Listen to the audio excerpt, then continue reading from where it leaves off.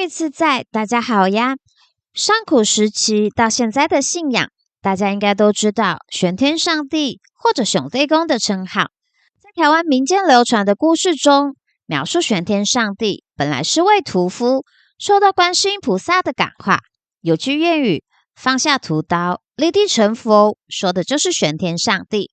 不过，其实玄天上帝的真实身份原本是一位一国的王子，并不是所谓的屠夫，而且自古以来被认为是中国星宿信仰和宇宙有关。北斗七星是玄天上帝的自然神的神格化，也是道教中最重要以及出现最早的神祇。他的神格地位仅次于玉皇大帝。明朝时期的两位皇帝都曾受到玄天上帝的相助，更是因此被明朝皇室封为护国神。那玄天上帝如何从自然神转换成人格神呢？那我们就一起来了解玄天上帝的起源，以及脚踩龟蛇的形象是有什么缘故呢？也带大家了解，在民间传说信仰中，玄天上帝主管着什么呢？而每年的农历3月初3，正是玄天上帝的圣诞。在影片开始前，再请大家多多支持，帮我点赞跟订阅哦，开启小铃铛才能收到新影片的通知哦。那我们就来介绍玄天上帝。说起玄天上帝的称呼，除了一开始提到的上帝公，最早一开始，根据古代典籍记载，因为玄是代表着龟蛇，北天曰玄天，故名玄天上帝。不过，奉祀玄天上帝起源于古人对于北极星的崇拜心理，因此又有北极玄天上帝的称号。而北极星同于天上28星宿中的北方七宿，而北方七宿是按照28星宿中的东南西北，又称四象来区分的。在中国传统文化中，青龙、白虎、朱雀、玄武指的就是四象东南西北这4个方位，而玄武是龟与蛇的灵兽，因此又有玄武上帝的封号。根据中国历代关于玄武的封号记载，从西周战国时期就已经存在了。而关于玄武神的信仰起源很早，在根据可考证的记录里，大多是在元朝和宋朝年代民间的信仰，因为人民相信天上星宿的运转与人类息息相关。不过在宋真宗时期，为了避讳宋朝圣主赵玄郎的名字，于是又改封号为真武上帝。接下来时间我们再往后推移，在元末年间，相传某次朱元璋与陈友谅大战败后，一路逃到武当山的真武庙，并躲在神像的后面。这时玄天上帝显灵，让朱元璋得以躲过了当时的追兵，并幸存活了下来。而当陈友谅一行人离开后，当时朱元璋从神像后面出来，满是疑惑，为什么没有进来搜查呢？结果他往门外看了看，发现刚才自己急忙冲进来时，庙里被他撞开的蜘蛛网又都重新粘合在一起了，就好像从来没有断开，也没有人进来过一样。这时他才恍然大悟，心想一定是神仙显灵，保佑自己渡过难关，并赶紧在神像面前郑重的磕头3次谢恩。在磕完头后，才想起要看看是哪位神仙庇佑自己。这时抬头一看，庄园的神像正是手持7星剑、披发赤足、脚踏龟蛇的真武上帝，并再次磕头许愿，如果之后能成为天子，必定为真武上帝雕塑金身，重建庙宇。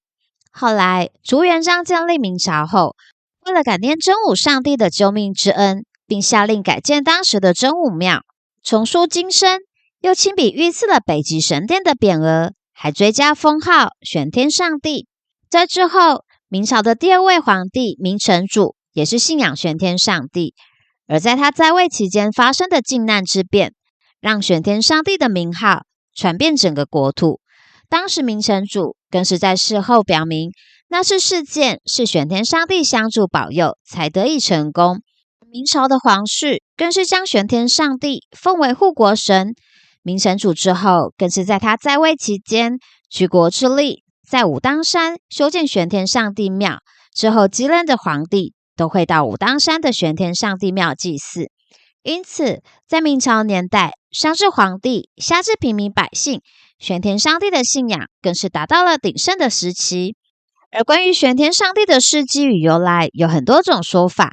本是一国王子，因不忍苍生受苦，于是放弃继承王位，修道成仙。那就一起来了解，在道教经典玄天上帝起圣录里，从神格演变成人格神的玄天上帝。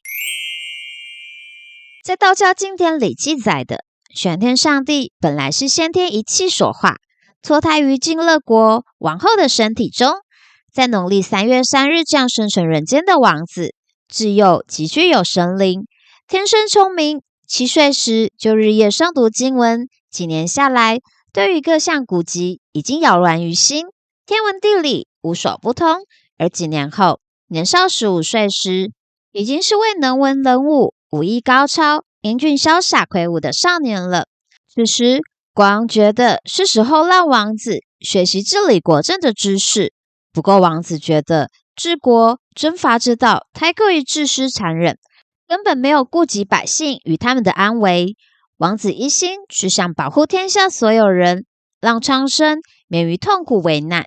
于是想到了另外一条道路，修道成仙，以此帮助天下所有苍生。为此，更是放弃继承王位，走向修炼的道路。正是王子这种大道的愿望，感动了仙界中的玉清圣主紫薰元君，决定亲自下凡来指导王子修炼。之后更是拜别父王和母后，来到了太和山紫霄峰隐居修炼，长达几十年之久，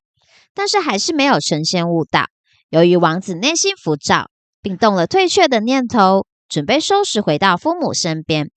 这时，圣主紫虚元君见状，在王子的下山途中，化成了一个磨铁棒的老妇，点化王子，只要恒心在，铁棒也能磨真真。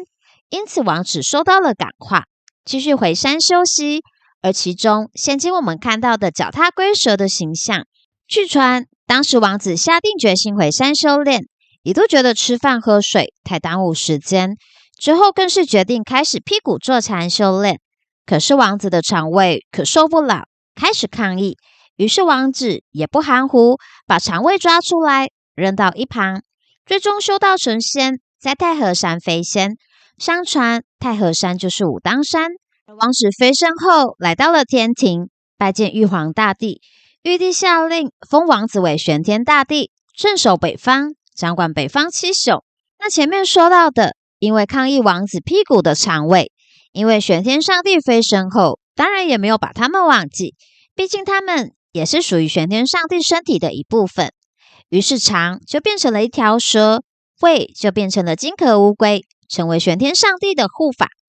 说起玄天上帝的信仰，自玄武开始至今，已经历经数千年，在各个不同的时代，因应不同的需求，玄天上帝被赋予各种不同的称呼以及功能。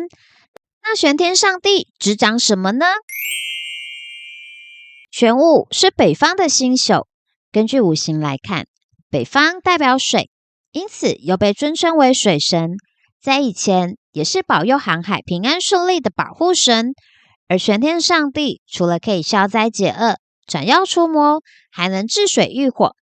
最重要的是还能增加我们的事业运还有财运。各行各业都会祭拜玄天上帝，并祈求保佑能得到他的庇佑，使事业顺利以及能成功与发展。而且自西汉以来，历经更朝换代至今，玄天上帝的形象已经走过2000年，仍然没有改变，其容妆五相一直是现如今我们看到的。而且在农历3月3日，正是玄天上帝的圣诞，大家也可以在今年国历4月11时到庙宇走走，感受玄天上帝圣诞的喜庆，顺便祝贺玄天上帝圣诞。今天就说到这里，希望你们会喜欢我的影片，也请多多支持，帮我点赞、订阅跟分享哦。那我们就下期见喽！